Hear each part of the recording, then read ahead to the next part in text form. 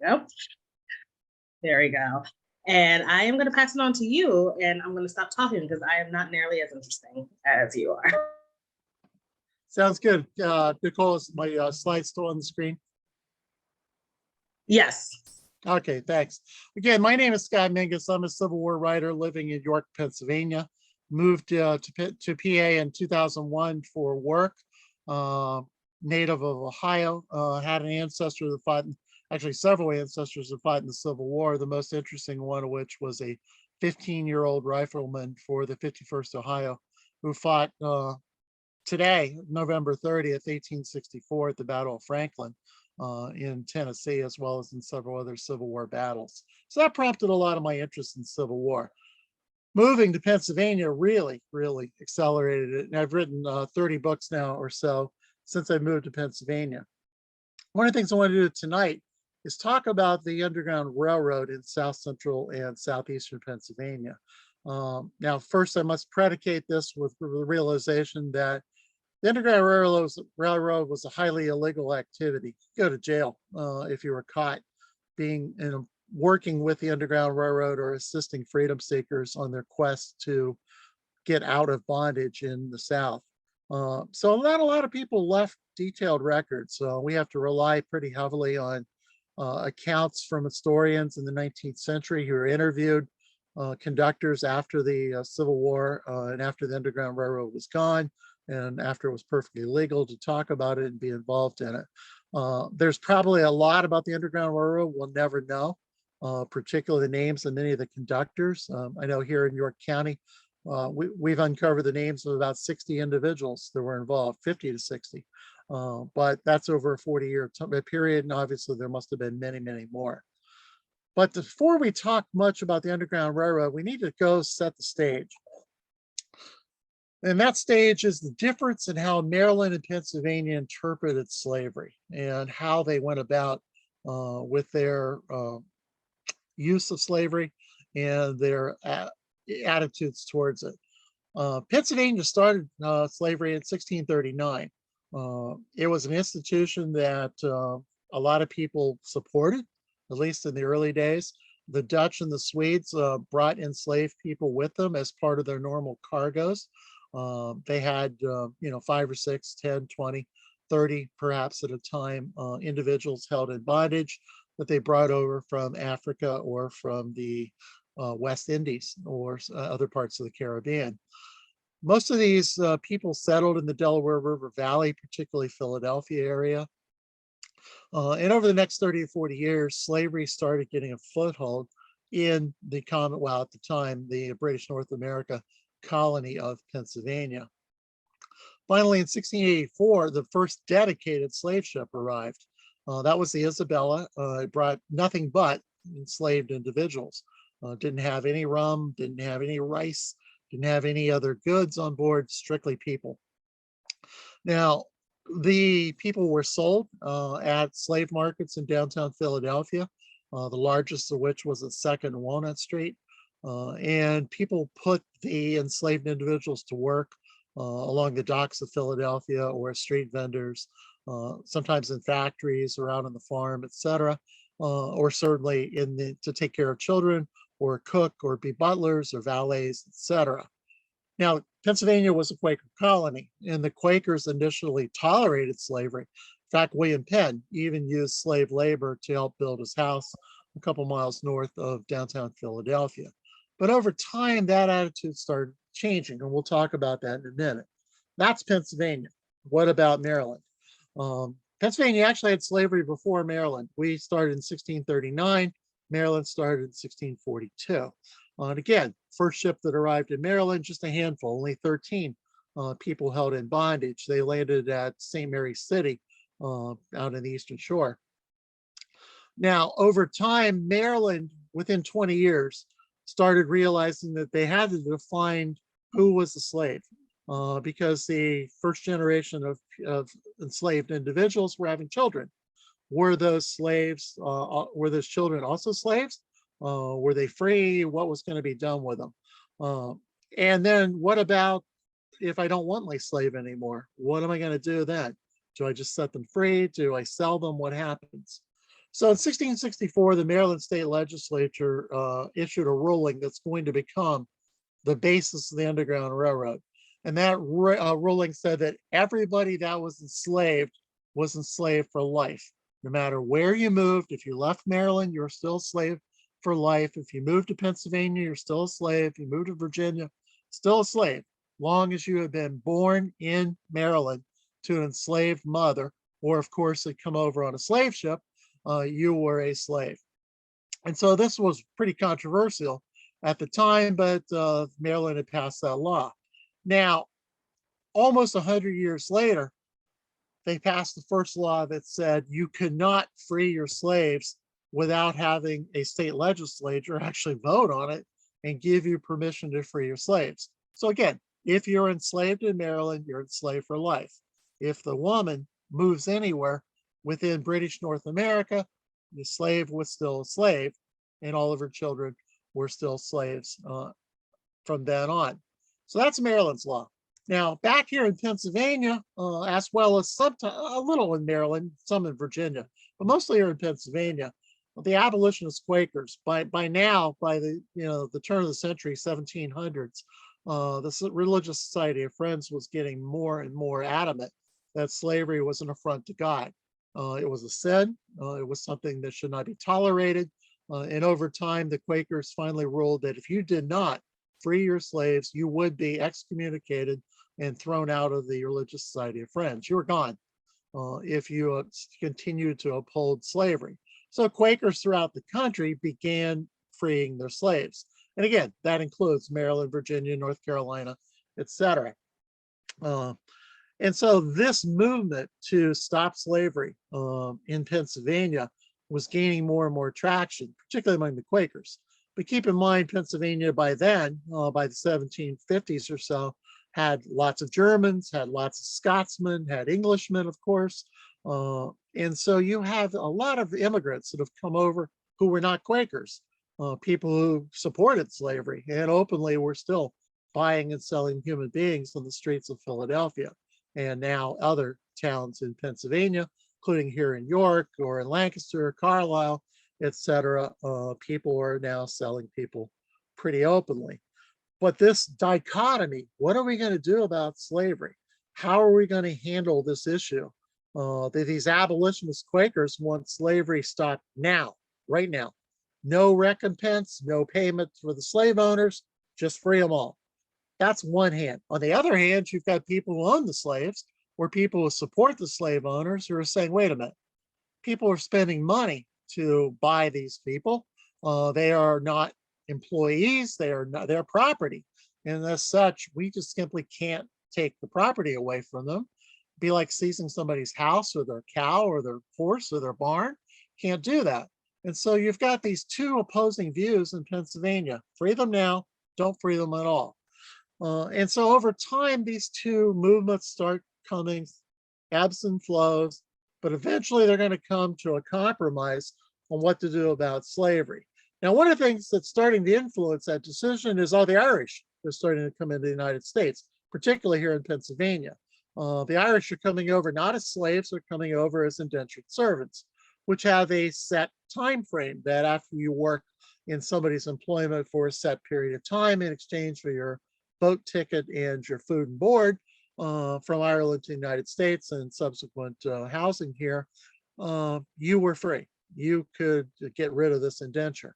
And so people weren't buying slaves in Pennsylvania quite to the same degree as they had been before the Irish started flooding in, because it was cheaper in most cases to rent an Irishman than it was to buy a black man. And so you had just significant numbers of Irish coming over. At the same time, you're still importing slaves, particularly through Annapolis and Baltimore or Philadelphia, but Annapolis and Baltimore by the time of the American Revolution were becoming the leading import ports, if you will, here in the Mid-Atlantic region. But this opposition to slavery keeps growing and growing, and it really reaches a peak when two icons of Pennsylvania, Ben Franklin and John Dickinson, of Dickinson College fame, of course.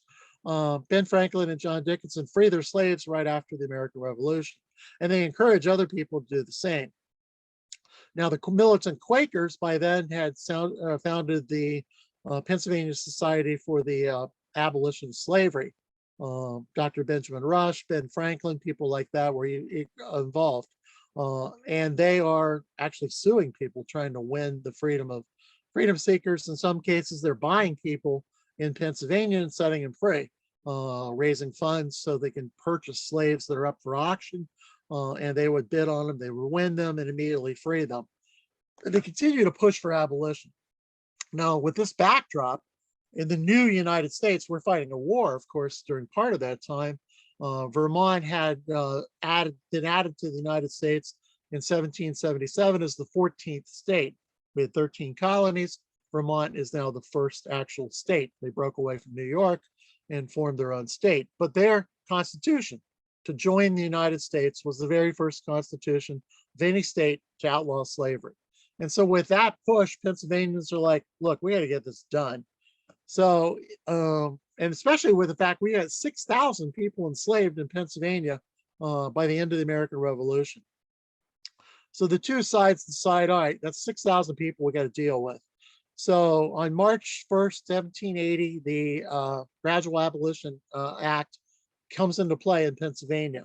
And it says that all children born after that in Pennsylvania to a mother who was a slave was no longer a slave, but now they're an indentured servant. They got to serve for 28 years, then they're free. Any child born after 1808 by this law is free forever, no matter who the mother is. Keep in mind, this is Pennsylvania's law. Maryland law still says if you're born to a if you're born to a Maryland-born slave mother, you're still enslaved, even if you live in Pennsylvania. So you can see these two states' laws conflicting already. That Pennsylvania is saying we don't care where you're born. If you're living in Pennsylvania and you want to keep your slaves, you've got to pay a tax to keep your slaves here in Pennsylvania. You've got to pay an annual licensing fee, and so by within almost a matter of 10 years, half the slaves in Pennsylvania had been freed, and within another 20 years, by 1800. They're down to only a couple hundred slaves out of the 6,000 people who have been enslaved in Pennsylvania. So this Gradual Abolition Act works. It's not until the 1840s, however, that the last slave in Pennsylvania dies. So as long as people are still paying their money, you still can keep them enslaved at that point. But the slavery is starting to die out. And what's starting to happen are people who are starting to help slaves from other states, particularly in Virginia or in Maryland, who are now starting to slip across the border because, again, Pennsylvania's law. One other writer, I should mention, the Pennsylvania's law of 1780 said that if you lived in Pennsylvania for 6 months, you're free. Even if you were bought and sold in Virginia, if you came to Pennsylvania and you lived here for 6 months, you're free, no matter what your origin state might have to say. And so Virginians and North Carolinians and Marylanders, Delawareans, etc., are starting to get upset that people are helping escaped slaves who are just running off from the plantations and farms and factories in the South and are now coming across the Mason-Dixon line. And you can see the quote there in the bottom from a Virginia slave owner, appears in Philadelphia newspaper. It's one of the first accounts in 1789 of people coming across the border and being helped by Pennsylvanians.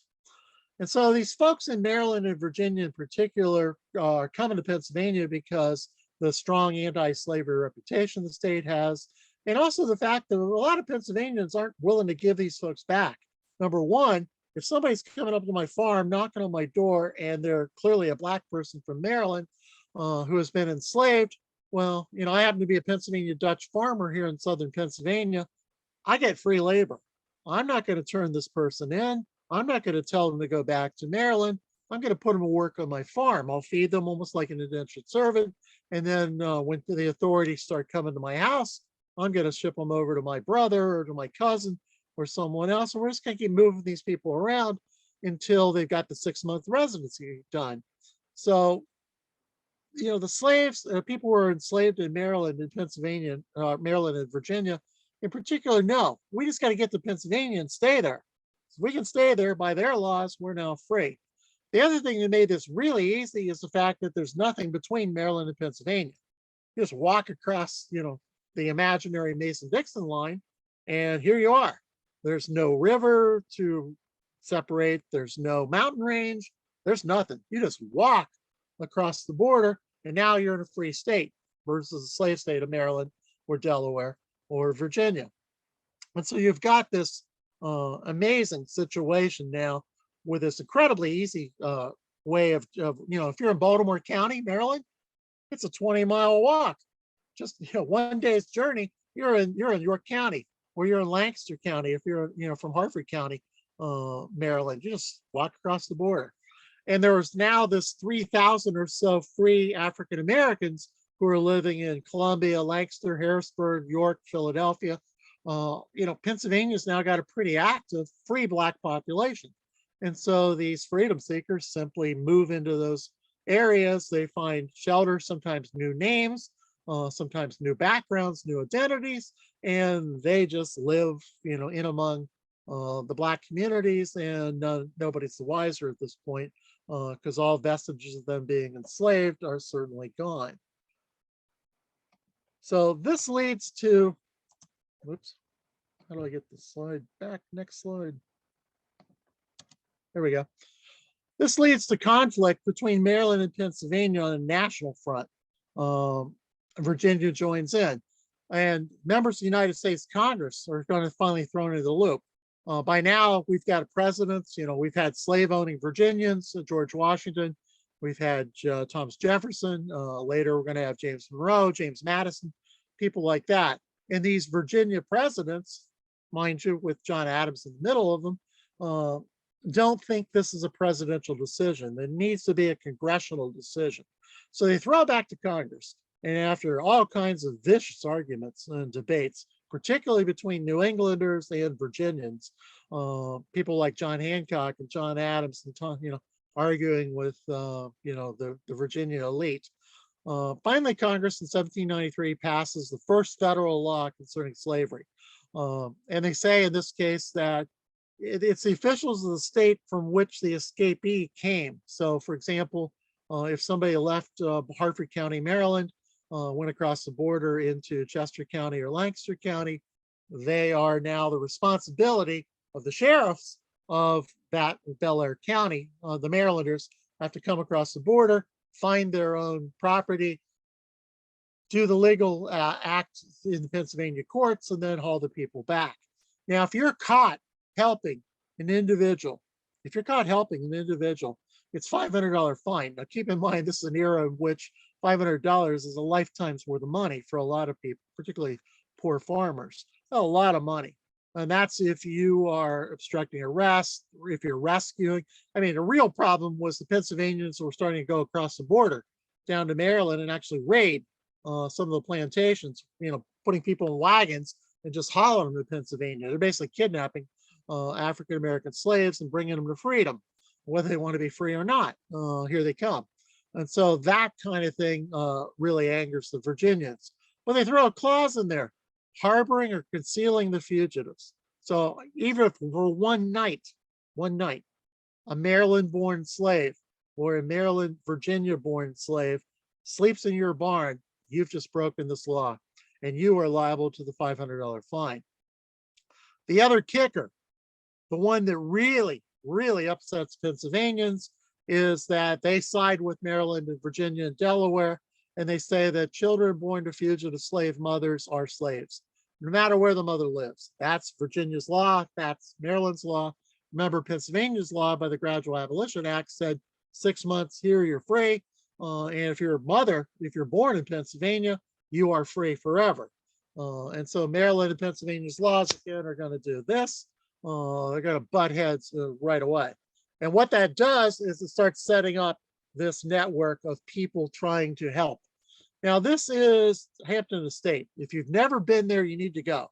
It's just outside of Baltimore. It's probably the finest restored slave plantation in all of Maryland, maybe in the entire mid-Atlantic region. Just off of I-695 on the north side of Baltimore, outside of Towson, Maryland. It's the home of two governors of Maryland. They have more than 500 people enslaved on this massive plantation, now owned by the National Park Service. And so the Park Service has recreated the slave dwelling quarters, the overseer's house, some of the ice house, a number of the other buildings on this massive campus. And it's a national park, so definitely you want to go see it. But here is Charles Ridgely. He's one of the two governors that owned this house. And they had lots of freedom seekers, lots of people escaping over the 20 or 30-year period and coming here, mostly to York County, as their first stop. And their second stop is they're going to try to get across the Susquehanna River. Now, Pennsylvania responds to Congress in 1826 by setting up this compromise with Maryland, where they agree that, okay, look, our laws and your laws don't agree. Our law doesn't agree with the US law either. We're still going to have our law in the books because we're Pennsylvania and we're going to do what we want. But they finally reach out this compromise that says, okay, if somebody does come across the border from Maryland into Pennsylvania, here are the steps you have to do. This is legally prescribed. The governors and the state legislatures of both Maryland and Pennsylvania agreed to this in 1826, that you got to follow this. If you don't, it's criminal kidnapping. And that's exactly what happens just 6 years later. Jerry Morgan is a freeborn Pennsylvanian. He marries an enslaved woman in Maryland. They move back to Pennsylvania. Eventually, she's still a slave, mind you.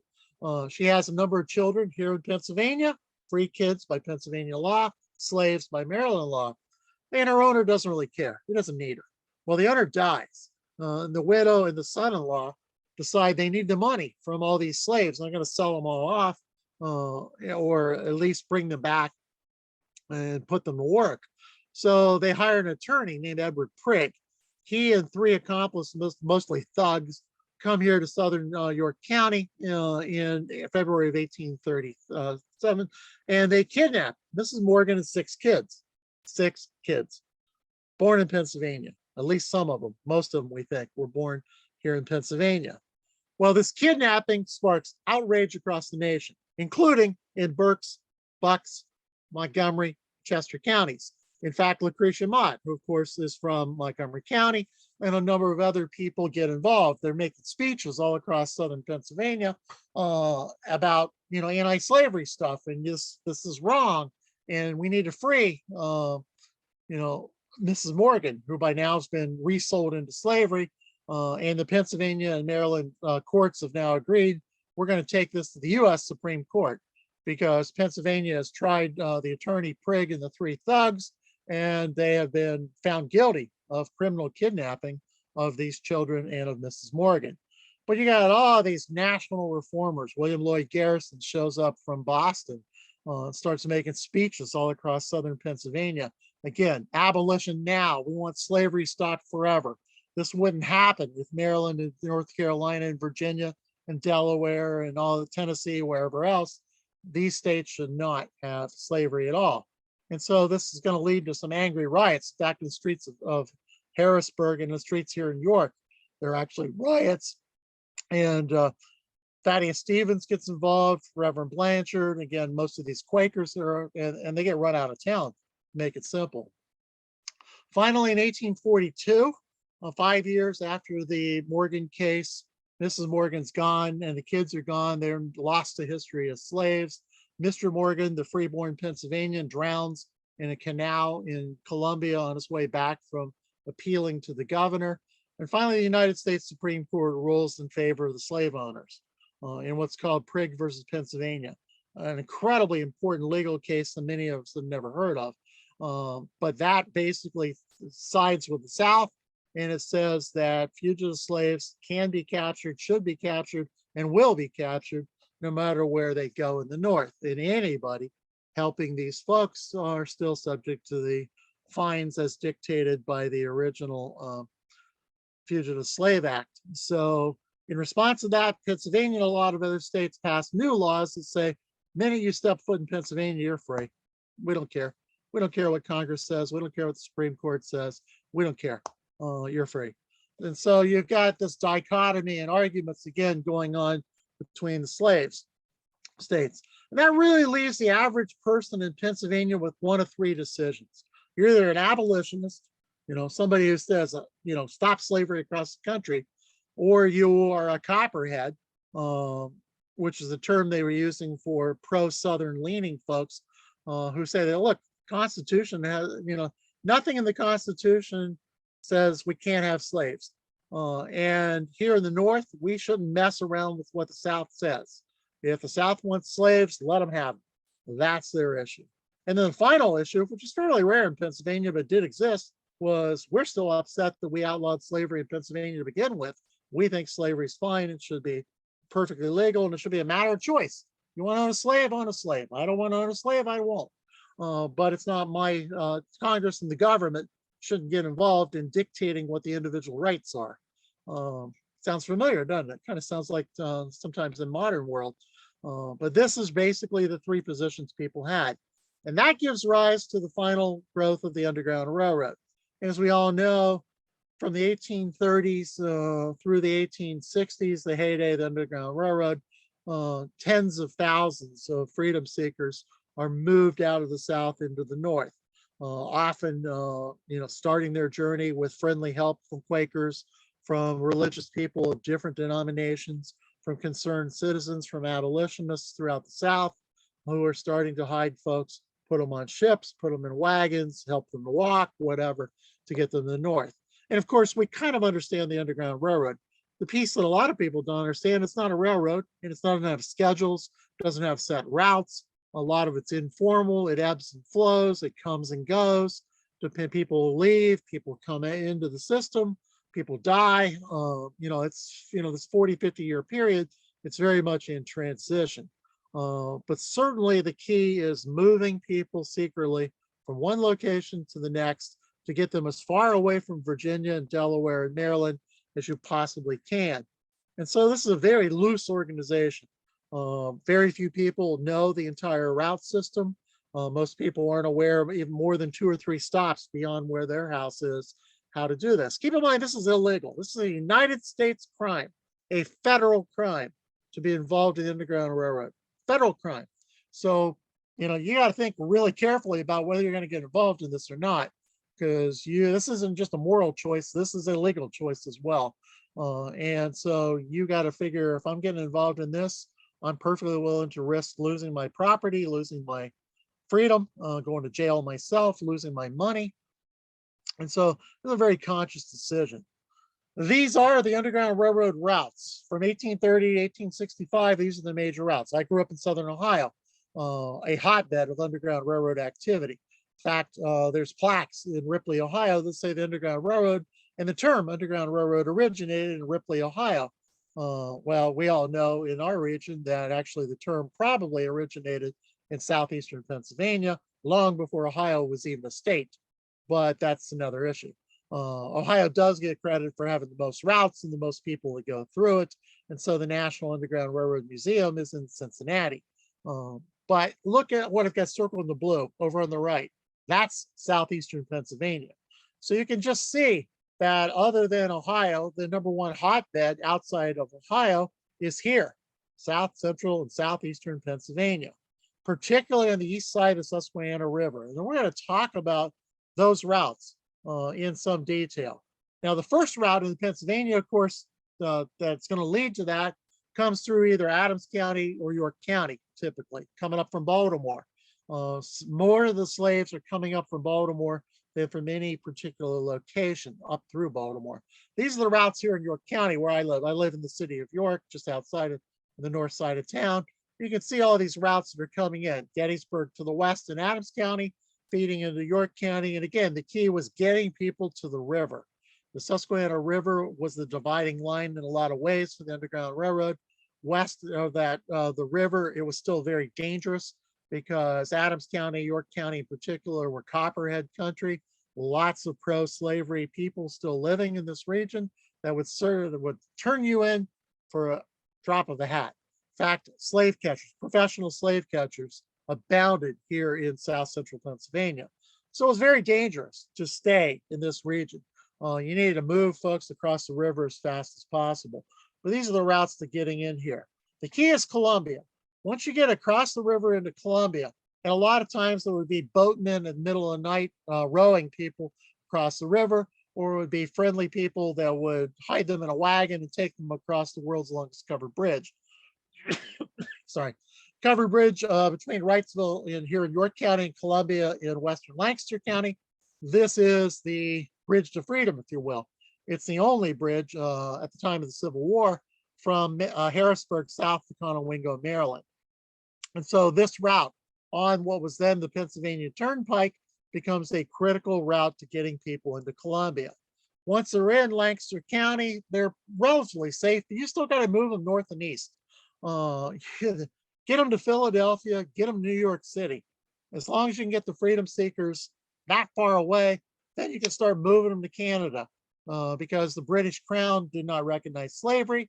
And so if you move the individuals all the way to Canada, they're free forever at that point in time. Or you can try to find a friendly farm in Massachusetts, New York, wherever, where people aren't likely to find them. Now, there are a number of abolitionists living in Columbia. As said, it's a hotbed, and it's really the entry point for the southeastern Pennsylvania Underground Railroad routes. A white Quaker abolitionist named William Wright, and a number of other abolitionists in eastern Lancaster County, Daniel Gibbons in particular, in Bird in Hand, as well as black lumbermen and railroad car owners, William Whipper and Steve Smith, as well as U.S. Congressman Thaddeus Stevens. They get heavily involved in moving freedom seekers across Lancaster County. Now, once they get them out of Lancaster County, again, you're going to keep moving them north and east. And there are two major routes coming out of Lancaster County. One was followed the old Nanticoke Indian pathway, which was, way before the white people were here in South Central Pennsylvania, or the African Americans were arriving via boat, long before any Europeans or Africans were here. This was Native American country. And so it was easy to find some of these old Native American trails, many of which led deep in the woods, and just simply use the Indian trails to start moving freedom seekers. For example, from Morgantown north to Reading, that was a major route. In places like Joanna Furnace, they would hire black people, give them new identities, put them to work, help them get this 6-month residency back in those days, or after the passage of the Prigg versus Pennsylvania legal case, obviously continue to move them, in and out of Reading as fast as you can. Now, the second route didn't go through Reading, that went through Pottstown. And again, it went from Morgantown. And again, there's a number of people that are involved in this activity. For example, you see a Seventh-day Adventist school. That at the time of the Underground Railroad was owned by John Potts Rutter, loosely related to the Rutters family that owns the chain of convenience gas stations once you come into Lancaster, York, Adams counties, etc. But they keep moving the freedom seekers. Again, the idea is you can't keep them very long. You got to keep moving. When the coast is clear, you move the freedom seekers somewhere else, or you give them directions on where to go themselves.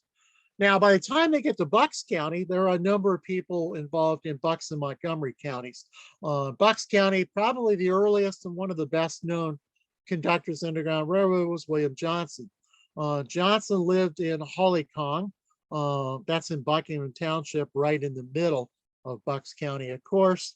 Now that farm was famous for a lot. People came from all around to the farm because of what was called the Hollycong Well, which was very deep. They said bottomless pit, if you will. In reality, it went to a subterranean lake, but it was incredibly fresh water, very cold, very deep, and was a great source of water for farmers all around the area. It was also a great place to hide Underground Railroad people in that general region as well, which William Johnson did in other parts of his farm. He would move them to either William Jackson or Richard Moore in Quakertown, or to Jonathan McGill in Solebury Township. Again, idea, cannot stay static. You got to move people, get them going in and around the area. One of the other major conductors in Bucks County was Jesse Gilbert Webster. Webster was a native of Montgomery County. He'd moved to Bucks County as a young man. He was 20 years old when he moved to Bucks County, owned a farm in Bristol Township down towards the bottom of the county. Now, this guy, keep in mind, I love some of the people who were involved in the Underground Railroad. He's a justice of the peace. That means he's sworn to protect the laws, right? Sworn to protect the laws. And yet, while he's judging people in the daytime, at night, he's running people throughout the county through the Underground Railroad. And you'll find the sheriff of Adams County, sheriff of York County, sheriff of Berks County were involved in the Underground Railroad. Thaddeus Stevens, United States Congressman, another congressman, Charles Barnett's here in York. I mean, you've got people making the laws or sworn to uphold them who are openly breaking the laws as conductors in the Underground Railroad. And Jesse Webster is certainly a great example of that. He's also heavily involved in the school district, things like that as well. But Daniel Gibbons would frequently bring freedom seekers from Lancaster, from bird in hand, directly to Webster to his farm. And then Webster would turn them and then take them back down to Chester County, typically to Thomas Bonsall, who was a leading Quaker conductor down in Chester County. Another guy you might be familiar with in Bucks County is Joseph Fell. Now, the Fell farm, been in the news a lot in the last 15, 20 years. That house was an Underground Railroad station. He, again, is the state legislature making laws here in Pennsylvania, breaking the laws at night. So, this is the problem the Virginians and Maryland have got. These aren't just backwoods farmers that are involved in the Underground Railroad. Yes, there are farmers, but a lot of these people are, the mayor of Hanover, Pennsylvania, the sheriff of York County, U.S. congressmen, state legislatures, justices of the peace, judges. I mean, you can't win when Pennsylvanians are not obeying the laws by this at all. So again, you can see this picture is from the Library of Congress taken in 1933, showing Joseph Fell's house. Again, this was a major league stop on the Underground Railroad in Bucks County. Now, Montgomery County, we got a bigger list. We don't have a huge list for Bucks County. We've got a few other names as well. But look at Montgomery County. And again, it starts in Norristown. But one of the things that's really interesting is the Norristown Railroad, the real railroad. The Underground Railroad is using a real railroad at night. To the night trains pulling out of Norristown, bound for Philadelphia, often had Black people on board, free Black people, but there were plenty of escaped slaves who were given new identities, given new clothing, were traveling in companionship with free Blacks, etc., or were being slipped into boxcars in the middle of the night, or being loaded into hollowed out spaces in lumber cars. There's all kinds of stories about people being hidden on the Norristown Railroad or on the Philadelphia and Columbia Railroad, which ran directly from Columbia into Philly and jumped out on where the 35th Street station is today for Amtrak. So these railroads are literally being involved in the Underground Railroad as well. Dr. William Corson is probably the first guy that people are meeting in Montgomery County. But if you look down the names, almost all of these guys are Quakers. You've got people at Plymouth meeting, George Corson, Alan Corson, etc. You've got African Americans. John Augustus, unfortunately, is the only name of a Black conductor in the Underground Railroad that we know, at least that I know, in Montgomery County. Here in York County, our number one conductor was William C. Goodrich, who was a Black barber, turned into the wealthiest businessman west of the Susquehanna River in all of America at one point in his career as an entrepreneur. But in Montgomery County, we only know of one, at least the public list. And again, you can just see these names. Now, notice another thing. Not only are they Quakers, they're family members. Lots of Corsons, lots of Lukens. You got the Jacobs family. You got the Roberts family. This starts out as a family affair and then starts to become a church affair. So the other people in your meeting house, and again, we're talking about the Norristown Meeting House, Plymouth Meeting House, etc. And you're starting to get more and more individuals that are being moved from Quaker farm to Quaker farm And then eventually the goal, of course, is to get them to Philadelphia. Here is the Plymouth Friends Meeting House. Of course, this is where Alan Corson, Dr. Hiram Corson, people like that were involved in the Underground Railroad Plymouth meeting. This is an area where a lot of abolitionist talk had started way back during the days when Pennsylvania had slaves. It was Plymouth meeting, it was Kennett Square, places like that that were led the charge to ban slavery in Pennsylvania. So these people have been abolitionists most of their entire lives. Their parents were abolitionists, some cases their grandparents were abolitionists. And so Plymouth meeting, of course, will be a significant significant role in the Underground Railroad. Now, George Corson, who again lived near the meeting hall, that's his house there on the right. That's his carriage house on the left. In 1856, there's so much debate going on in Pennsylvania about slavery and, is a war going to happen? What's going on with slavery, that George Corson ends up putting a second floor on his carriage house and turns it into a meeting hall and opens the floor up for debate on the future of slavery. One of the other things that's heavily debated in Montgomery County and Chester County as well, in Kennett Square, is what do you do if you do abolish slavery? Do you send the people back to Africa? Well, most of them are third generation, fourth generation Americans. You can't send them back to Africa. They've never been there. Their parents have never been there. Their grandparents never been there. I mean, most slaves from Africa came over before the American Revolution. There were certainly some slaves after that, but most slaves by the time of 1850s are multi-generational Americans. And so what are we going to do if we abolish them? We can't ship them to Liberia, which some people advocated. And folks start debating, what are we going to do? We're going to give them jobs. Are we going to give them money? Are we going to give them property? What are we going to do? How about education? Obviously, a lot of these Quakers are really, really big into public education. And so they're very much in favor that we're going to educate and teach the African Americans who are coming into Pennsylvania how to read and write, because most of them did not read or write because it was still illegal in a lot of the South to teach your enslaved individual how to read or write, because they thought that would help foment education, which in turn would lead to fostering rebellion. So they didn't do that. Now, William Corson, again, related to the Corsons of Plymouth, he's kind of an interesting individual. He's the #1 doctor in Norristown, as mentioned. When the freedom seekers and their escorts come into Montgomery County, almost always this Dr. Corson's office on Main Street in Norristown is one of the first places they're going to go. And then from there, he's going to work with the Roberts family. He's going to work with other members of the Corson family and a number of other friends, mostly from, again, the Norristown meeting. And they're going to encourage the freedom seekers to move or take them physically themselves, either on the night train from Norristown, or they put them in wagons and haul them to Philadelphia themselves, or haul them to the next Quaker farm in the region, or any other person that was now involved, or black or white, into supporting the Underground Railroad.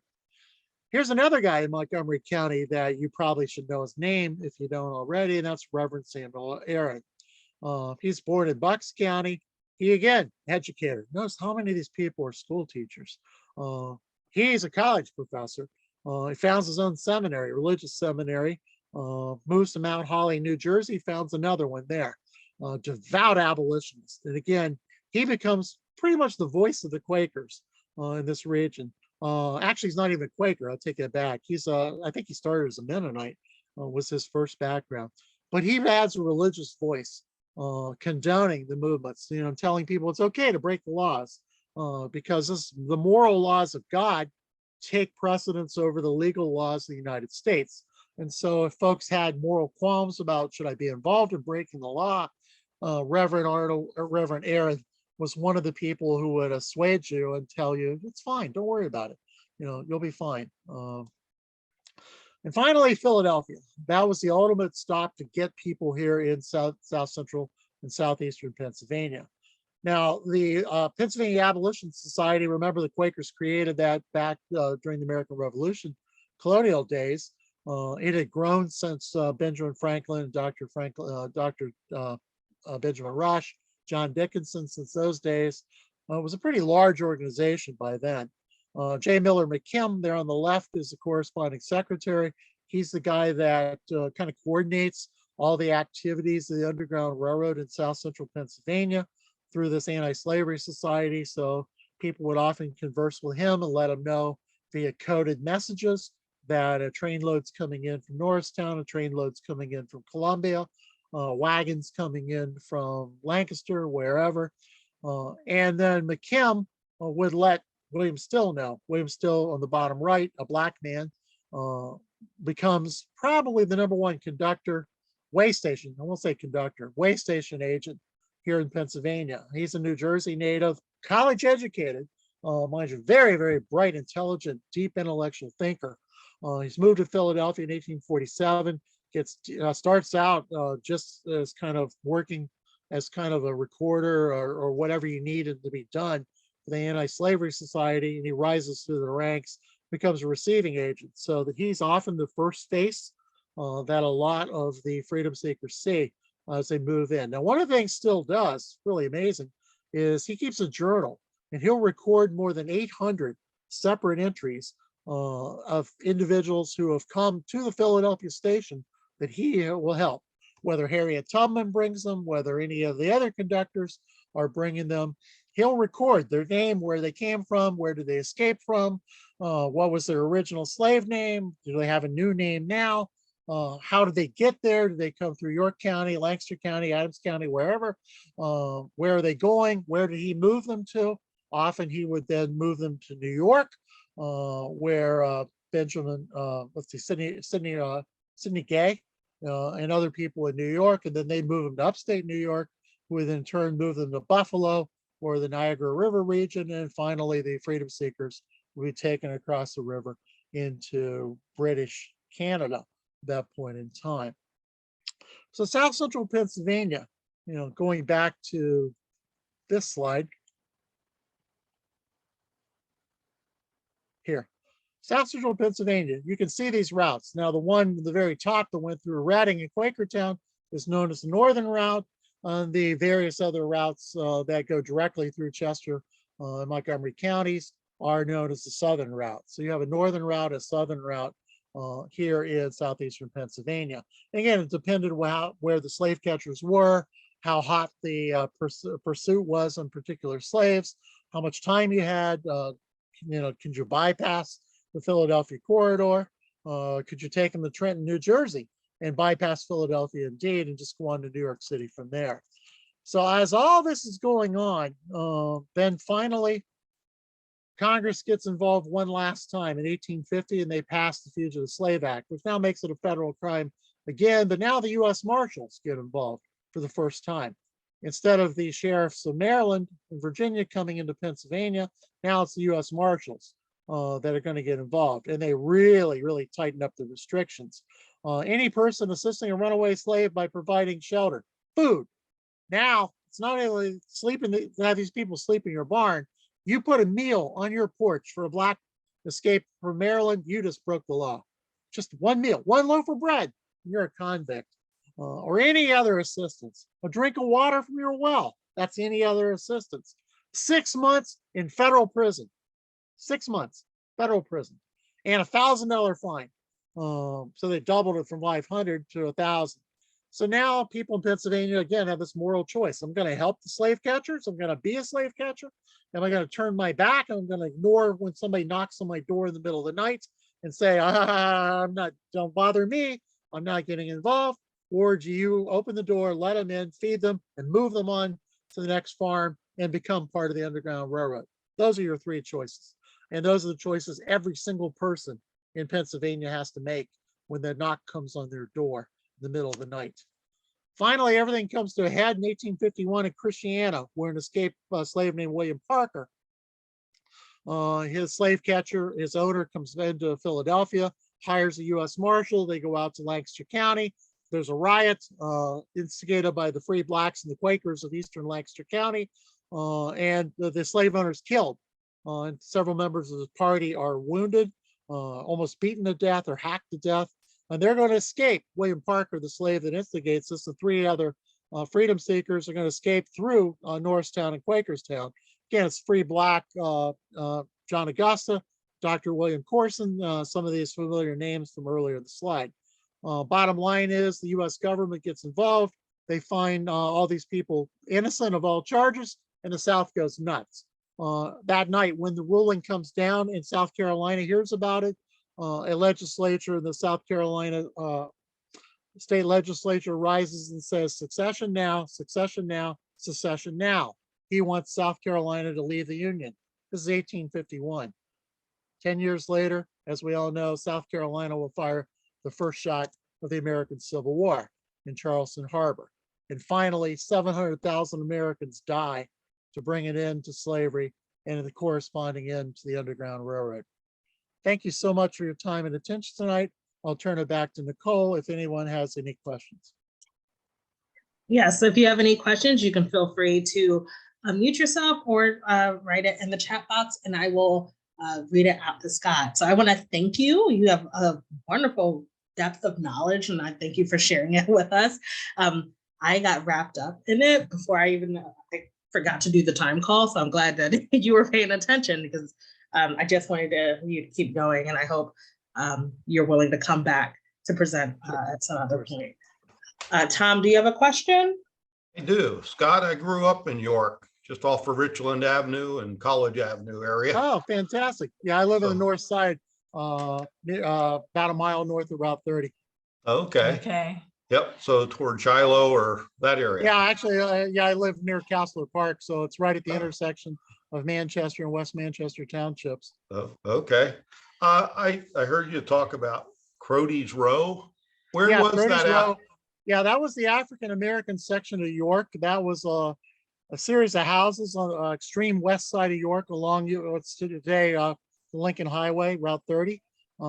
So that would have been the area right before you get to 116 in Spring Grove, where the split is.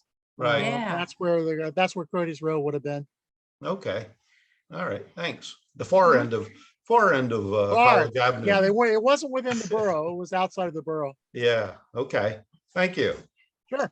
Okay, in the chat we have Joyce wants to know, what is the source of your title for your book? Oh, the ground swallowed them up. Yeah, that's a quote by a York County historian back in the 1880s, who was interviewing a number of the still alive conductors here in York that, were now old men, in most cases, or old women. And one of them said, the term Underground Railroad originated in York and Lancaster and Chester counties because it seemed like the ground swallowed them up, that the freedom seekers just simply disappeared. Well, whether there was actually a railroad under the Susquehanna River or not, it was like the ground swallowed them up. And so I thought that was an appropriate quote as the lead title of my book on slavery and the Underground Railroad here in York. That was an excellent question. I have one of my own. How do you go about doing your research for your multiple books? Oh, that's true. First of all, I'm a research scientist by profession. So I'm used to digging into records and stuff because, chemistry and patents and, I was the chief, if you will, technical officer for a major paper company, a global paper company. So research has always been my forte. So, by the time of starting to research the Underground Railroad in my Civil War books, I use a lot of newspaper records. I use a lot of legal records. For example, a lot of court documents from Maryland and Pennsylvania are still in the state repositories. So, if you go to Annapolis or you go to Harrisburg, you can actually read a lot of these court cases, things like that. There also were plenty of interviews with former slaves that you can tap into. William Still left a remarkable book about the Underground Railroad here in South Central Pennsylvania. There were other people that wrote books back in the 19th century as well about what was going on. So, it's a myriad of different sources. You got to be willing to dig in a lot of cases because, again, the Underground Railroad was illegal. And so the records are there. You just got to look hard for them. Now, one thing that's nice about Montgomery County And Bucks County is in your county histories that were written in, again, in the late 19th century. They, especially in Montgomery County, there's massive section on the Underground Railroad and its operations in Montgomery County. So that's where that list of names came from. So, and I think you probably might even have those books in your library. Okay, great, thank you. I do see people saying it is an excellent and awesome presentation. Thank you for sharing it. I really enjoyed it. Again, I would love to invite you back to present because I can just tell there's so much knowledge there that's that you want to share with us. Thanks, I appreciate it. Yeah, so I know we kind of mentioned in the beginning that I went to After Friends School, so our meeting house was used as a part of the Underground Railroad. I know that there is a initiative with Penn State where they are going to be doing some for Frederick Douglass Day, which happens on February 15th. They're going to be transcribing some of the papers of Marianne Shedd, who her family was a part of doing it. And I think she was more over in Chester County, but her family. County, yeah. So yeah, I didn't spend a lot of time on Chester County because that would have been 2 hours by itself. Yeah.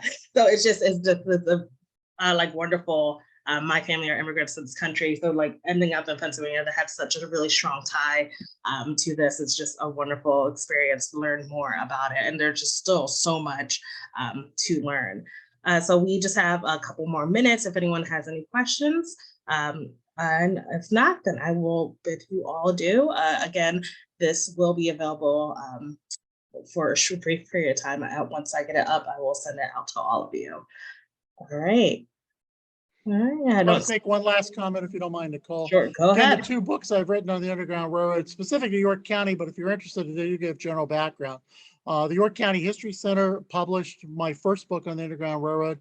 Again, it's called The Ground Swallowed Them Up, Slavery and the Underground Railroad in York County, Pennsylvania. My second book is more of a picture book, and it's biographies of the Underground Railroad conductors here in York County. It's called Guiding Lights, Underground Railroad Conductors in York County. And in that book, I actually went to the houses. I took photographs of the houses, gave biographies of who the conductors were. And so it's a little more of a tourist book, where the first one's more of a history book. But so that's kind of 2 approaches to the same topic. And they're available on Amazon if anybody cares. Great. I will definitely share those titles as well as any other information I can, if you want to send me that you want me to disseminate to the rest of the people. So sounds good. I appreciate everybody tonight. Thanks. You're welcome. All right. Well, have a good night, everyone. And I will see you eventually at the library. And don't forget to check our calendar on our website for more upcoming events. Good night. Thank you. Thanks, Scott. Thank you. Thanks, Thank you Nicole. So much. Thank Bye-bye. you.